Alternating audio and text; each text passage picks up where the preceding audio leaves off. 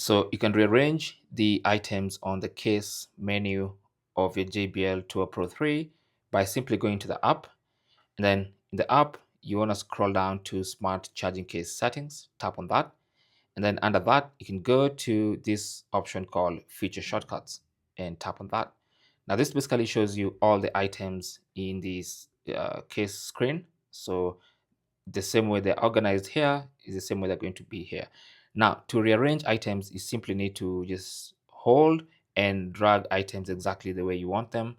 You can just, for instance, if I want to push this one further down the list, I can make it like that. So that I can put the items I use most at the beginning of the list. All right. Then also you can remove items by tapping on that. So for instance, to remove an item, make sure it's unchecked. To add an item, just go ahead and check it.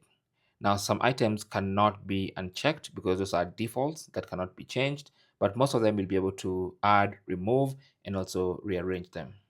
Okay, thanks for watching and good luck.